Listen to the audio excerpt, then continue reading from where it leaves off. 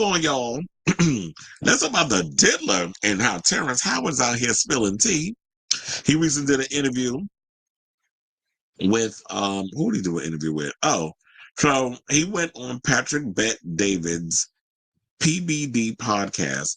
First of all, where all these damn podcasts coming from? Some of these names and stuff on here, I'm like, I don't know who the hell a PBD is.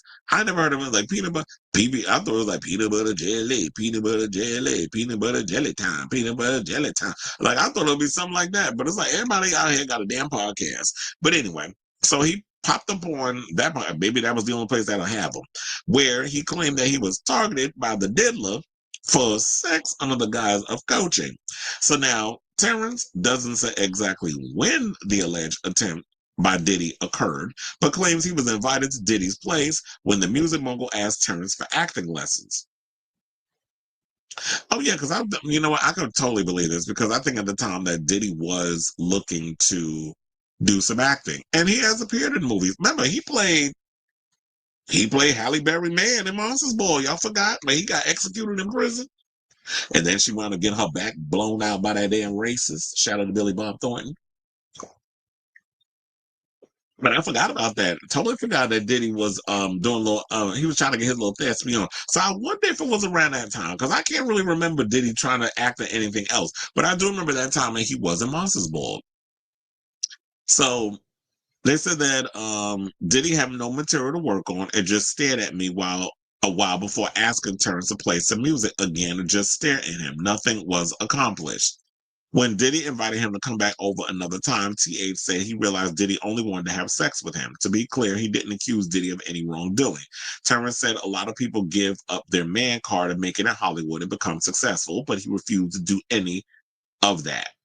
Needless to say, Patrick was taken aback by the story since he did not even mention Diddy, but did ask about the dark side of the business. Well, when you ask about the darker side of the business, I guess the most recent thing you would want to bring up would be Diddy, because Diddy is, in so many ways, the overall face currently of the dark side of the industry. When you get these people in these powerful positions who want to use their power for a quid pro quo type of situation. And it's like, oh, if you come and let me suck on your meat popsicle or give you a bologna wash, as I like to say, then you can get this part or whatever the case is. And yes, trust and believe, the casting couch has been around since the March of Dimes. So he's absolutely right when it's like there are some people that give up their man card. Meaning, now if you are closeted homosexual, and you trying to get that role, and you don't mind bending over and touching your toes while somebody go and rearrange your guts, then you go ahead and do that. So that way you could be the next Pedro Pascal, or you could be the next. I'm not saying Pedro Pascal was doing that, but I'm just saying like that's the big name of the moment, or the next, Glenn Powell, who I'm actually looking forward to seeing in The Running Man. Or if you want to be the next Jared Leto, who I'm looking forward to seeing in the new Tron movie, which they showed the trailer of, Tron Ares. That should look good. And they got Nine Inch Nails doing the music. So I'm excited about that. So if you want to get to that point and you're willing to do it, then go ahead. But if you can live with it. But maybe he's referring to like men who identify as straight and want to get that role or whatever the case is and be willing to go and sleep with a Diddy so that way they can get a career or a job. Or you could do like Christian Keys and threaten to out somebody for doing some sexual stuff to you, and then they shut you up by giving you money, like allegedly he did with Miss Tyler Perry. Yeah, we ain't forget about that, Mr. Keys, but we're gonna sit up here and stay on topic. So Terrence, I believe you in this whole situation. I don't understand. I was going to say, I don't understand why he brought it up. Like I literally said, he said that the reason why he brought it up because he was bringing up the darker side of the business.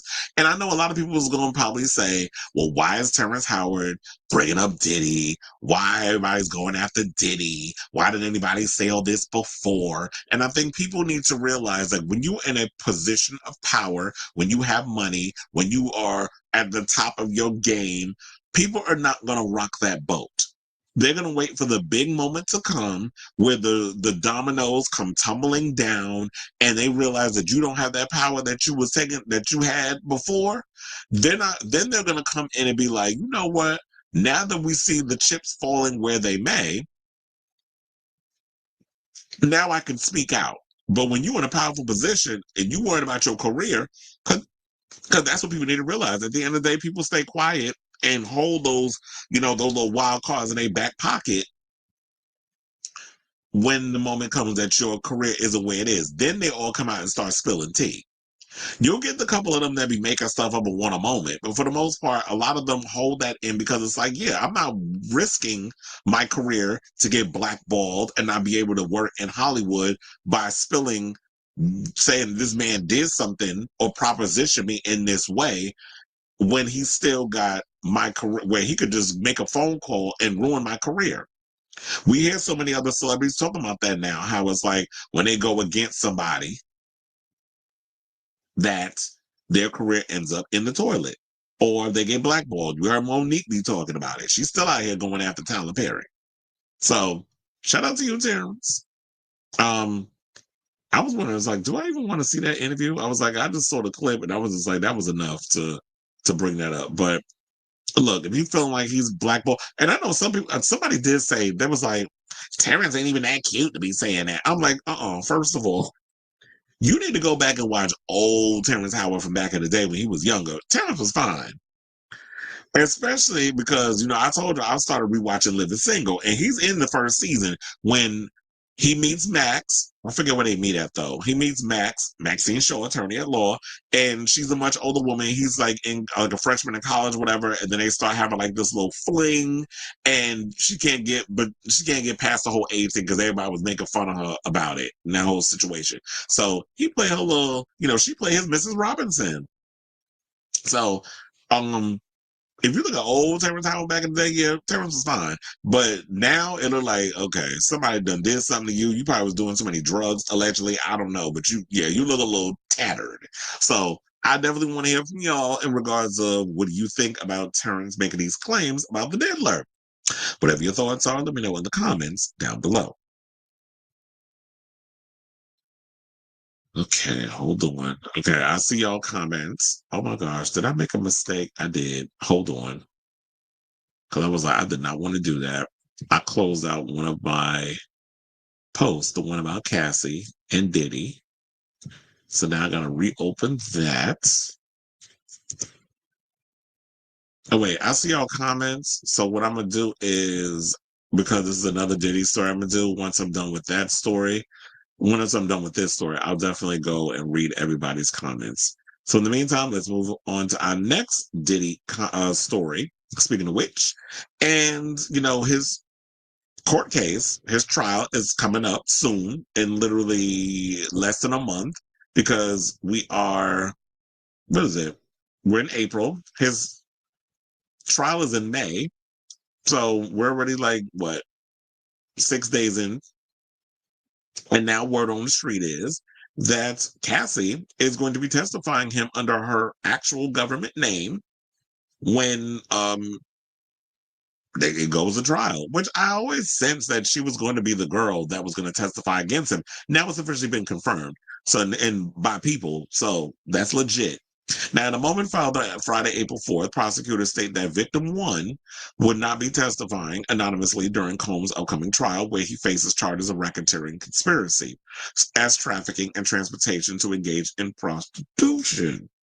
People exclusively confirm with sources that Ventura, who's 38, is victim number one and that she will be testifying in the trial, saying, quote, she is prepared to testify under her own name. The filing states victim 2, victim 3, and victim 4 have asked that their identities not be revealed to the press or the public. Prosecutors requested that the anonymous victims be referred to at trial using only pseudonyms and for the court to require the defense not to share identifying details about them. So I guess they are going to still testify. It's just they don't want people knowing their names because then there could be some possible retaliation. We know how long Diddy's money is, even though he's, he can't spend it up, but we know how notoriously long his money is.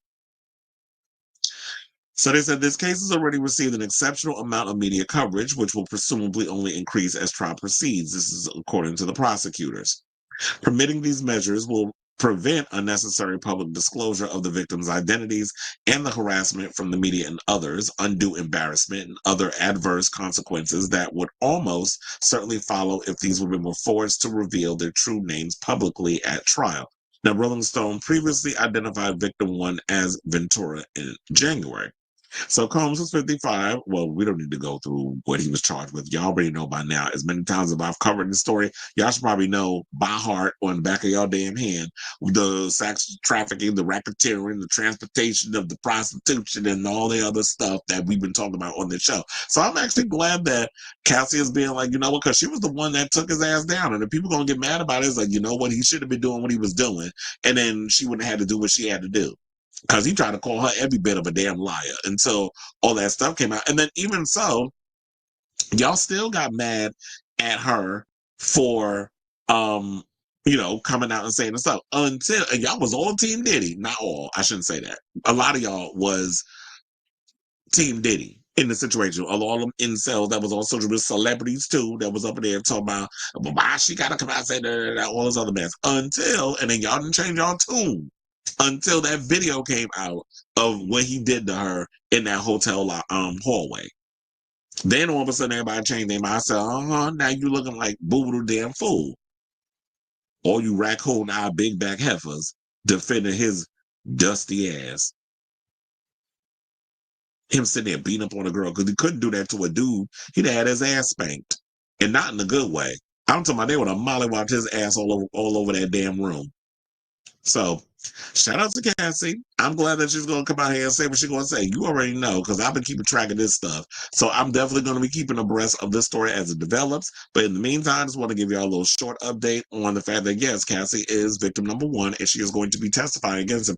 Now, if I'm not mistaken, I believe she is currently pregnant with her third child. So, hopefully there won't be some stress on her. Or maybe she had the baby already, but I think that she is still pregnant, if I'm not mistaken.